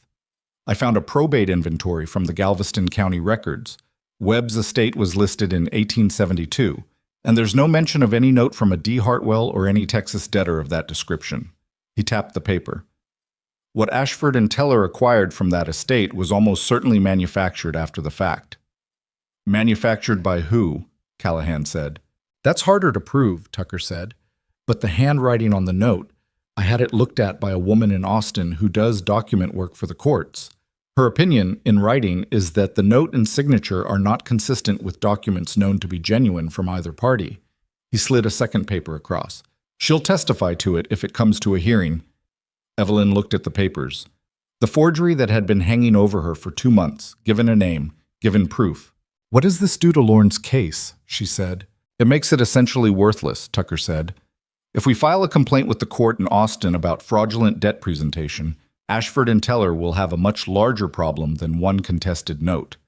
Collection firms operate on reputation. If they're known for presenting fraudulent documents, they lose the ability to operate. He folded his hands. My opinion is that when we send them this analysis, they'll withdraw the contested note and close the file. And the Devereaux account? Evelyn said. That's legitimate and ongoing, but you're current on the arrangement and Devereaux's a reasonable man. That's manageable. Tucker looked at her. The boarding account, the San Antonio one. I'd recommend paying it off in a lump if you can. $63. It closes that piece entirely. $63. She had 51 saved. She looked at the table. I can cover the difference, Callahan said. I'll pay you back, Evelyn said immediately. I know you will. Tucker gathered his papers with the satisfied expression of a man who'd done the thing he was good at and had it matter. He said goodnight and went to bed, and Evelyn and Callahan sat across the table from each other in the kitchen with the lamp between them. It's almost done, she said. The feeling attached to that was strange. Not quite relief, not quite the release she'd expected. Closer to, now what? Almost, Callahan said. Tucker should send the letter to Ashford and Teller this week. He will. She turned her coffee cup. She was thinking about what had been underneath the debt problem all along, so the thing the debt had been holding at a distance, or maybe the thing she'd been using the debt to hold at a distance. As long as she was managing a crisis, she didn't have to manage the other thing. I've been thinking about what you said, she said, in the kitchen, in March. He was still. About staying, about what you asked. She looked at her hands. I want you to know I've been thinking about it seriously, not as a practical solution to a legal problem. I heard what you said, that wasn't what it was. I believed you. It wasn't, he said. I know. She looked up. But I'm scared, Rhett. She'd used his name directly rarely. It still felt specific, a little weighted. I was wrong about a person before, a person I thought I knew. And the cost of that was, you saw what the cost was. I rode in here on a lame horse with $11 and no plan. I don't want to make another decision from a place of, She searched for the right word, wanting something badly enough that I stopped seeing clearly. He listened. He didn't rush to reassure her, didn't wave it off, didn't tell her she was wrong to feel what she felt. He just listened, which was the thing she needed most and would have gotten least from Daniel. "That's fair," he said. "I'm not saying no," she said. "I want to be clear about that." "I know. I'm saying I need—" She tried to find it. "I need to know the difference between what's real and what's just relief, gratitude, needing somewhere to land." She looked at him. "You've been good to me. Better than I expected. Better than I probably deserved when I rode up here with a legal contract and 5 months of someone else's disaster. And I don't want to confuse being grateful for what you've done with the other thing." He was quiet for a long moment. The lamp threw its small circle of light across the table. "How would you know the difference?" he said. Not challenging, genuinely asking. The question of a man trying to understand rather than win. She thought about it. "I think I'd know if I tried to picture leaving," she said slowly. "If I tried to picture loading that bag and riding out, and if what I felt was mostly relief, then it's gratitude. If what I felt was—" She stopped. She looked at the kitchen, at the stove she'd learned, the window she'd looked out of every morning for 5 months, the table with the account book spread across it. She thought about the porch and the pink light over the hills, and the cedar breaks, and the garden with the tomatoes coming in. She thought about sitting across from this man, and how it felt different from every other sitting she'd done. "It's not relief," she said quietly. "When I think about leaving—" He looked at her, not the almost smile this time, something more open than that. "Then that's something to go on," he said. She nodded. They sat there in the lamplight, the unfinished business between them hanging in the air not unpleasantly, like weather that hadn't arrived yet but was coming and was going to be worth it. "I need a little more time," she said. "Not a lot, just take it," he said. She looked at him. "You're very patient." "I have 400 cattle," he said. "I've been training myself to be patient for years." That surprised a real laugh out of her, and not a polite one, a genuine one, sudden and a little rusty from disuse. He looked startled by it, and then something in his face went warm in a way she hadn't seen before. She covered her mouth and got the laugh under control. "That may be the least romantic thing anyone has ever said to me," she said. "I wasn't trying to be romantic," he said. I was trying to be accurate." "Well," she said, "you succeeded." She got up and took both cups to the basin, and she could feel him watching her back, and it didn't make her uncomfortable. It made her feel present. In the room, in her own body, in a specific moment that was separate from the grief and the debt and the long slide of the past year. Present. That was the word. She turned around. "Good night, Rhett." "Good night," he said. She went to the back bedroom and lay in the dark under the quilt that Claire's mother had made, and she thought about the word present and what it meant that she could feel it here, in this borrowed room, in this life she hadn't planned. Tucker sent the letter to Ashford and Teller the following Thursday. Evelyn didn't read it before it went. Tucker said he'd handle the language and she trusted him. But he told her afterward that it was thorough and specific and contained the document analyst's findings in full, with a clear statement that they were prepared to file a formal complaint with the Austin court if the fraudulent note was not withdrawn within 30 days. 11 days later, a short letter came back from Ashford and Teller stating that upon further review, the note attributed to the Webb estate had been found to contain irregularities and was being withdrawn from the collection file. No apology. No admission. Just the quiet closing of a door they'd opened in bad faith. Evelyn read the letter in the kitchen and set it down on the table and stood with her hands flat on the wood and breathed.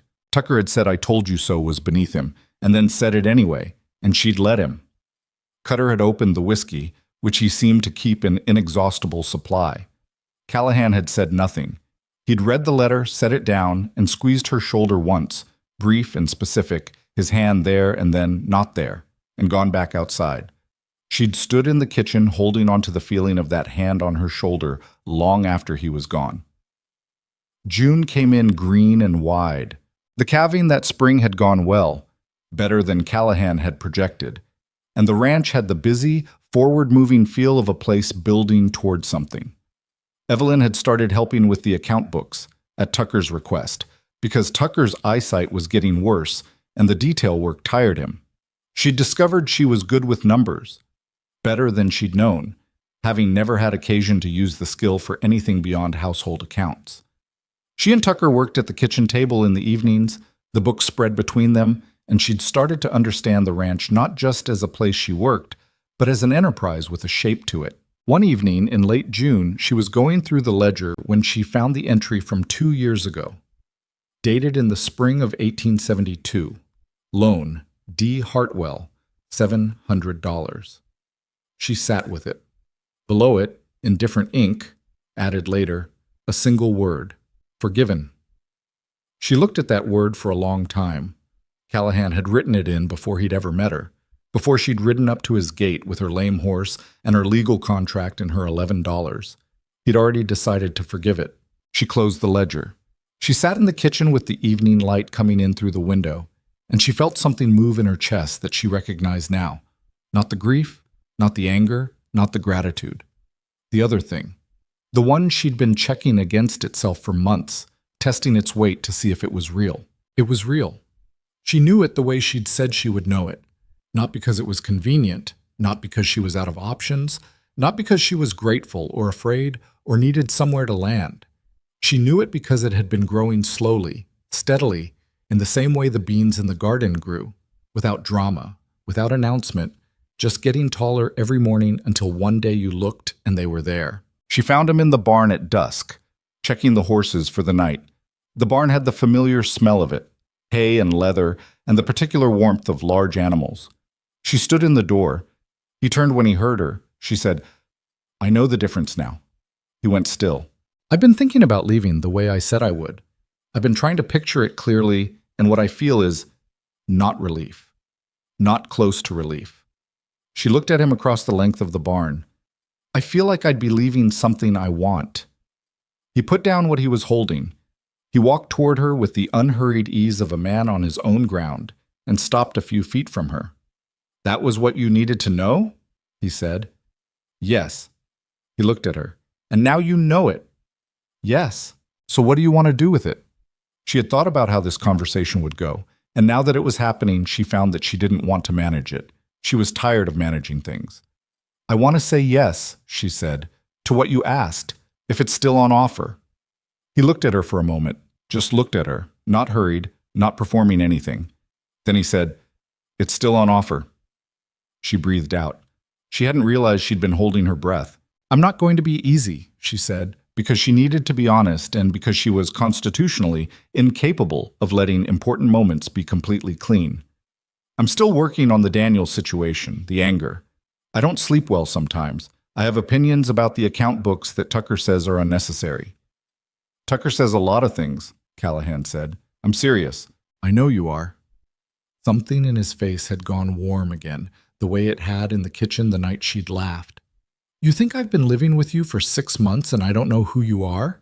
She looked at him. "And?" "And I asked you anyway," he said. It was quiet in the barn. Outside, the last light was going off the hills. One of the horses shifted, settled. Evelyn Hartwell stood in the door of the barn and looked at Rhett Callahan and felt, in spite of everything that had led here, in spite of Daniel and the debts and the forged signature and Gareth Lorne and 7 months of being terrified and angry and slowly, stubbornly putting herself back together, felt something that was not complicated, just clear. "All right," she said, and she meant it all the way down. He crossed the last few feet between them, and she didn't move away. And he put one hand against her face the way you touch something you were careful about. And they stood there in the barn door with the evening settling around the crosshatch and the cattle moving somewhere in the dark pasture below, and the cedar brakes going black against the last of the sky. It wasn't smooth. His thumb caught in her hair.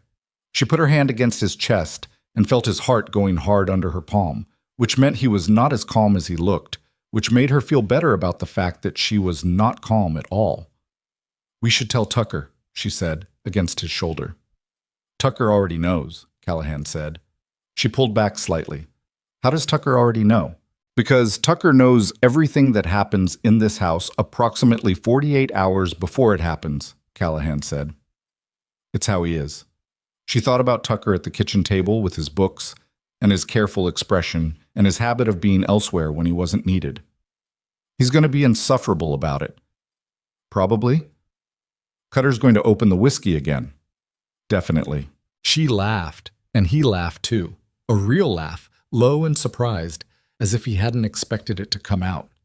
And they stood in the barn door in the dark and laughed together at nothing in particular, which was its own kind of answer to everything. Tucker was, as predicted, insufferable about it. He found out the next morning, not because anyone told him, but because he came to breakfast and looked at the two of them across the kitchen table and said, with the satisfied precision of a man whose calculations had proven correct, "Well, it's about time." Then he poured his coffee and opened his ledger and said nothing else about it, which was somehow worse than if he'd made a speech. Cutter opened the whiskey before noon. He said it was for a sore throat. Nobody argued the point. The weeks that followed had a quality Evelyn hadn't expected. Not the clean, uncomplicated happiness of stories she'd grown up hearing, where things resolved and then stayed resolved, but something messier and more actual. There were good mornings, and there were mornings when she woke up at 3 in the dark with her chest tight and her mind running over Daniel's ledger of failures, all the ways she'd missed what was right in front of her face, and she'd lie there working through it until the feeling passed. It always passed, but it always came back too. And she'd stopped pretending it wouldn't. Callahan knew. She hadn't told him in detail, but he had the particular attentiveness of someone who watched people closely without making a performance of it, and sometimes she'd come to breakfast after a bad night and find that he'd already made the coffee and left it hot on the stove and gone outside without requiring anything from her. No questions, no worried hovering, just the coffee and the space to be whatever she was that morning. It was, she thought, the most practical form of tenderness she'd ever encountered. She told Agnes about the engagement on a Wednesday in early July, over coffee at Agnes's kitchen table. She wasn't sure what she'd expected. Excitement, maybe, or the particular kind of knowing warmth that older women sometimes produced when younger women told them things. Agnes looked at her for a moment and then said, "Are you scared?" "Yes," Evelyn said. "Good," Agnes said. "That means you understand what it costs." Evelyn looked at her. "That's not particularly reassuring." It wasn't meant to be reassuring, it was meant to be true. Agnes refilled both cups. "I was terrified when I married Gerald. I thought, what if I'm wrong about him? What if I don't know him as well as I think? What if I'm making a decision that's really just fear wearing the costume of love?" She set the pot down. "You know what I found out?" "What?" "That the fear doesn't go away when you decide. It just changes shape." She looked at Evelyn. "The question isn't whether you're scared. The question is whether what you're walking toward is worth being scared for." Evelyn sat with that. Outside Agnes's window, Wimberley was going about its July business. A horse tied at the post across the street, 2 men talking outside the bank, a kid running for reasons known only to himself. "It's worth it," she said. "Then stop waiting to feel sure," Agnes said. "Nobody feels sure. They just go." She rode back to the crosshatch in the afternoon heat with Agnes's words sitting in her, and she thought about all the ways she'd been waiting for certainty, as if certainty were a thing that arrived. A letter you opened, and it told you what to do. She'd been waiting for the grief to finish before she moved forward. She'd been waiting to stop being angry at Daniel. She'd been waiting to feel healed before she allowed herself to act like someone who was healing.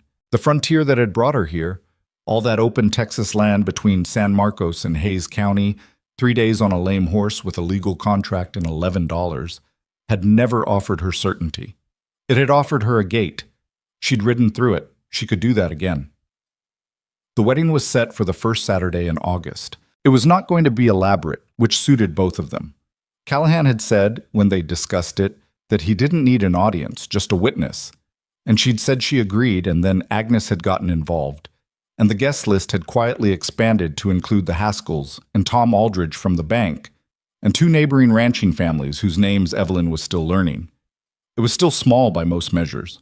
By the measures of her first wedding, the one in Nacogdoches with 40 people in a dress her mother had helped her make, and Daniel looking fine in a borrowed coat, it was very small. She wasn't sorry about that. The first wedding had been a performance of a future. This one was going to be just the thing itself. There was one piece of unfinished business. She'd been carrying it since June, since the night in the barn, and she kept finding reasons not to deal with it, and then recognizing the reasons as excuses and still not dealing with it. It was the letter she needed to write to her sister in Missouri. Martha. The circumstances she'd told Callahan about back in November, the ones that made Missouri not an option, were that she and Martha had not spoken in 3 years. The falling out had been about Daniel, about Evelyn's refusal to hear Martha's concerns before the marriage, and her greater refusal to hear them after, and about a letter Martha had sent in year 4 that had said, with the particular cruelty of someone who was right and knew it, that Evelyn had made her bed and would now have to lie in it. Evelyn had not written back. She had not written back for 3 years.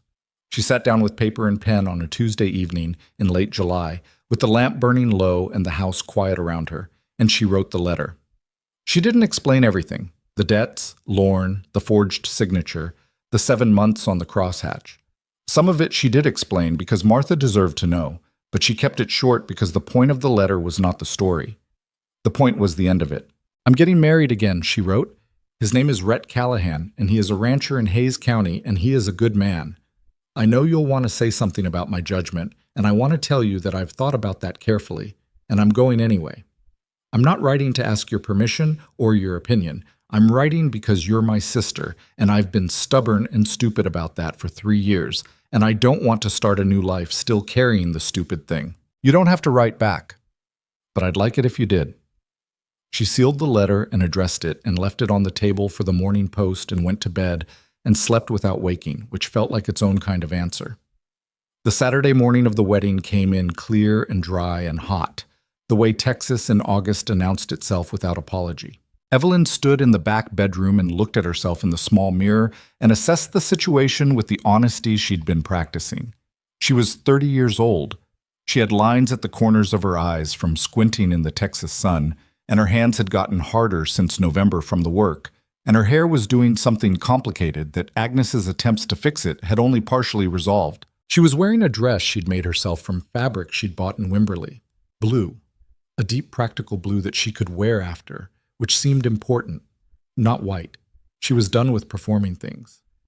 Agnes knocked on the door and came in and looked at her and said, "You look like yourself." "Is that a compliment?" Evelyn said. "It's the best one I know how to give," Agnes said. They went out to the front room where Tucker was standing in his best coat looking like a man trying not to cry and failing in advance, and Cutter was in a clean shirt that appeared to have been ironed, which was an event of some significance. The Haskells were in the yard, the Aldridges, the neighboring families, the Reeners, and the Beaumonts. About 20 people in total gathered in the yard of the crosshatch on a Saturday in August, because 2 people who had both been alone for too long had found each other by way of a debt, a torn contract, and 7 months of winter and spring and summer work. Callahan was standing near the fence at the edge of the yard, talking to Old Man Reiner, and he looked up when she came out of the house. And he stopped talking. She walked toward him across the yard. The grass was dry, and the light was hard and bright, and there was nothing soft about the scene. No flowers she'd planted lining the path, no music, just the ordinary yard of a working ranch with the barn behind it, and the cattle visible in the far pasture, and the heat already building even this early in the morning. He looked at her the way he'd looked at her in the barn in June, steady and open, and like someone who had made up his mind about something and was at peace with the making. "You look fine," he said when she got to him. "You're very free with compliments," she said. "I said you look fine. That's a high bar for me, and you know it." She did know it. She smiled. They stood in front of the Justice of the Peace, a compact, serious man named Briggs, who did this on weekends and seemed to understand that people didn't want it drawn out. And they said the words. The traditional ones, the simple ones, the ones that had been said 1,000 times in 1,000 yards, and still managed to mean something specific when it was your turn to say them, to have and to hold, to love and to cherish. She said them and meant them and felt the fear Agnes had talked about, present, real, the understanding of what it cost, and said them anyway. She went. When it was done and Briggs had made it official, Cutter opened the whiskey, which he had apparently been holding in readiness, and Tucker produced from somewhere a cake that Agnes had clearly made and that Tucker was taking credit for, and the 20 people in the yard of the crosshatch ate and drank in the August heat and said the things people said at these events, and Evelyn stood in the middle of it and felt, not floating, not transported, not transformed in any cinematic way, just here, present. In a specific yard, on a specific day, married to a specific man, alive. It was enough. It was more than enough. Later, when most of the guests had gone and Tucker and Cutter had taken themselves to the bunkhouse with the remains of the whiskey, Agnes hugged her at the gate and said quietly, "He looked at you the whole time, even when Reiner was talking to him." "I know," Evelyn said. Agnes pulled back and looked at her with the frank assessment of a woman who had been through things and come out the other side. "You're going to be all right." "I know that too," Evelyn said. And she did. Autumn came to the crosshatch, and the work changed shape again the way it always did, the harvest of what the year had put in. The kitchen garden had produced more than Evelyn had planned for. The tomatoes had gone enormous. The beans had been excessive. The peppers had come in so heavy she'd spent 3 weekends putting them up in jars. Agnes had taken some. The boarding house kitchen had taken more. There was still a shelf of jars in the pantry that would get them through the winter. She was still doing the account books with Tucker, who had officially conceded that her way of organizing the feed costs was more legible than his, which he'd framed as a commentary on her handwriting rather than her method, but which she'd accepted as the concession it was. The Devereaux account, Daniel's merchant debt, was paid off in October, the last installment. She'd made the final payment herself, in person, at Devereaux's store in San Marcos, because she'd wanted to close that door with her own hands.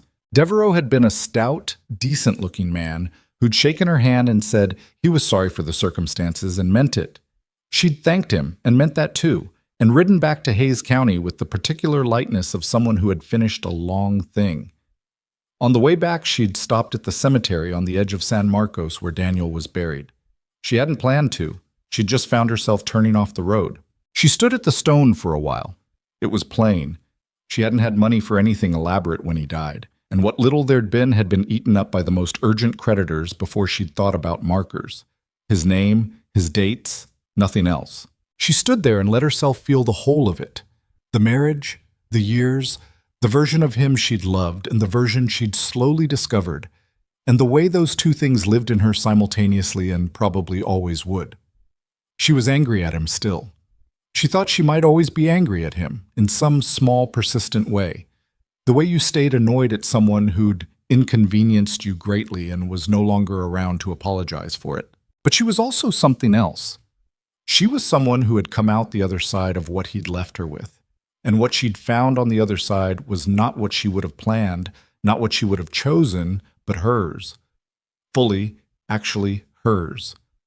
"I found a good one," she said out loud, to the stone and the November air and nobody in particular. "I thought you should know." She rode home. The letter from Martha arrived in November. It had been 4 months since Evelyn had sent hers, and she'd started to think it wasn't coming, that her sister had read the words, "I've been stubborn and stupid," and decided that was true but not sufficient. She'd made her peace with that, or most of it, but it came. On a Tuesday, with the first real cold of the season moving in from the north, a letter in Martha's handwriting that Evelyn recognized immediately. The precise, slightly cramped letters of a woman who'd been taught to write by someone who valued neatness above all else. She took it to the porch and opened it. Martha wrote the way she talked. Direct, a little dry. Not much room for sentiment except where sentiment forced its way in. She said she'd been waiting for 3 years for Evelyn to write, and had decided at some point that she would not be the one to go first, which Martha acknowledged was also stubborn. She said she was glad about the marriage, though she reserved the right to form her own opinion about Rhett Callahan until she'd met him, which might take some time given the distance. She said that the situation with Daniel's debts sounded like a disaster that Evelyn had handled with more competence than Martha might have managed, which was as close to a compliment as Martha generally got. At the end, she wrote, "I've missed you. I didn't say it for 3 years because I was angry, but it was true the whole time." Evelyn read that last line twice. Then she folded the letter and held it in her lap and looked at the hills to the west, going brown with November, and felt something loosen in her chest that she hadn't realized was still tight. Callahan came out and sat in the other chair. He looked at her, and she looked at him, and she held up the letter without saying anything. "Martha," he said. He knew the outline of the story. "Martha," she said. He nodded. He didn't make it into more than it was. He just sat with her in the November cold while she finished the feeling. And that was the right thing, and he knew it was the right thing. And this, she thought, sitting there, this was what she'd been checking against itself all those months. This specific, unheroic, uncomplicated rightness. She wrote back to Martha that evening. She described the ranch, the limestone house, the 400 cattle, the kitchen garden that was now put to bed for winter. She described Callahan in the way you described someone you'd watched closely for a year. Not his looks, not a list of qualities, but specific things. The way he went still when he was thinking. The almost smile. The fact that he'd forgiven Daniel's debt before she ever arrived and written forgiven in the ledger and said nothing about it. He is not a simple man, she wrote, but he is a clear one. You know where you stand. After everything, I've decided that's what I needed. Winter came in earnest in December. The crosshatch hunkered under it the way the limestone house had always hunkered. Thick walls holding the warmth, the cattle in the sheltered pastures, the work going on because work on a ranch went on regardless of the season. They'd taken on 2 new hands in October. Brothers named Voss, young and capable and slightly in awe of Cutter in a way that Cutter managed not to find flattering, mostly unsuccessfully. The bunkhouse was fuller than it had been in years. The kitchen in the mornings had acquired the particular organized chaos of feeding 6 people at different times, and Evelyn had solved it by making a larger pot of everything and setting it where people could serve themselves, which Tucker had initially objected to on grounds of propriety, and had then quietly stopped objecting to when he noticed it worked. On a cold evening in late December, Evelyn was at the kitchen table with the account books when she found herself writing the final entry for the year. The numbers told the story plainly, the way numbers did. The calving returns, the feed costs, the wages, the sale price per head at the fall market. Tucker had told her it was the best the ranch had done in 3 years, and she'd looked at the numbers and seen that it was. Not because of anything she'd done particularly. The cattle were Callahan's cattle. The land was his land. The years of work were his years. But she was part of it now. Her name was in the account. Her handwriting was in the ledger. She put the pen down and looked at the kitchen, the fire in the stove, the jars of peppers on the shelf, the coat Callahan had left on the hook by the back door, which was too close to her coat, which was also on the hook. And she kept meaning to say something about the hooks, but never did because it didn't actually bother her. She thought about the woman who had ridden up to this gate 13 months ago. 30 years old, broke, newly widowed, holding a legal contract that was supposed to define the next 3 years of her life. She had been so certain that the crosshatch was a prison she was riding toward. She had prepared herself for captivity. What she'd found instead was not a rescue. She was clear-eyed enough to resist that framing because nobody had rescued her. She had paid the debts she could pay. She had fought the ones she didn't owe. She had done the work, made the food, planted the garden, argued with Tucker about the ledger, ridden the south pasture with Cutter through sleet in February because the cattle needed moving, and she'd said she could ride and she was going to mean it. She'd built this as much as it was built, alongside Callahan, alongside Cutter and Tucker, alongside the slow work of her own interior that never finished, probably, but got somewhere day by day. That was what nobody told you about the hard years. Not that they ended, though sometimes they did, but that you changed inside them. That you found out what you were made of, not because you wanted to, but because the circumstances stopped giving you the option of not finding out. That the woman who came out the other side was not the same woman who went in, and that this was not a tragedy but a fact, and what you did with the fact was the story. Evelyn Hartwell, Evelyn Callahan. Now, though she still caught herself with the old name sometimes, had arrived at a stranger's ranch believing she deserved years of suffering. She had been wrong about a lot of things in her life, but she'd been most wrong about that. Callahan came in from outside, bringing the cold with him, and stopped when he saw her looking at the kitchen with that particular expression. "What?" he said. "Nothing," she said. "Just thinking." He came to the table and looked at the ledger. "Done?" "Done." He sat down across from her. The lamplight was between them, the same as it always was. "Tucker says it's a good year," she said. "Tucker's right," he said, which was not something he said easily, and she noted it. "Next year will be better," she said. She'd been looking at the feed costs.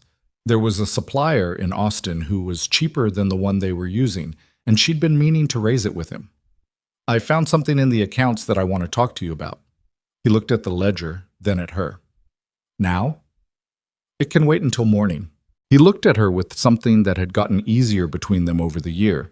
The warmth that used to be careful, that had learned it didn't have to be careful anymore. Then it can wait, he said. Outside the window, the December darkness had settled over the crosshatch. The cattle were in from the cold. The cedar brakes were still. The limestone house held its warmth against the season the way it had held it for years, built for exactly this. For people inside it, for a fire burning, for the long, patient work of making a life in a hard place. There were things still unfinished. There would always be things unfinished. Martha hadn't visited yet, and the Devereaux account was closed, but the memory of the debt wasn't, and Evelyn still woke sometimes at 3 in the morning with her chest tight and her mind running its old tracks. The anger at Daniel came and went like weather. Less frequent now, quieter, but still present. She'd stopped fighting that. You didn't fight weather, you dressed for it. But here's what she understood now, sitting at the kitchen table of the crosshatch, with the account books closed, and the lamplight steady, and the man across from her who had torn up a contract the day she arrived, and never once asked her to be grateful for it. Freedom was not a destination. It was not the moment the debts were paid, or the collection firm withdrew, or the letter came back from your estranged sister, or the judge's name stopped making you flinch. Freedom was a practice. It was the daily decision to stay in the room with your own life, the hard parts and the good parts both, without running from one and grasping too hard at the other. She had come to this county in chains she thought were legal. She had discovered they were only paper, but paper could still bind you if you let it. The real chains were the ones inside, the ones made of other people's failures that you wore as your own, the ones made of grief you'd decided was permanent, the ones made of the story that you'd told yourself too many times until it felt true. I should have known. I should have seen. I am the kind of woman who gets this wrong. She had been wrong about some things. She would be wrong about things again. That was not the end of the story. That was the condition of being in one. Callahan reached across the table and turned the lamp down slightly, the way he did when they were going to stay a while longer. No reason except that the lower light was easier. She looked at him and he looked at her, and the crosshatch held them in the quiet of December with everything it had built up around them over a year. The work and the arguments about ledgers, and the bad nights, and the good ones, the garden and the cattle, and the whiskey cutter opened too often, and the cake Tucker pretended to make, Agnes's voice saying nobody feels sure, they just go, the 4 pieces of a torn contract on a barn floor that had started all of it. All of it hers now. Not because it had always been, but because she'd stayed, because she'd worked and fought and planted things, and opened the account book and written the letters, and stood in the barn in the June dusk and said, I want to say yes. Outside, the Texas winter settled down long and wide and patient over the hills.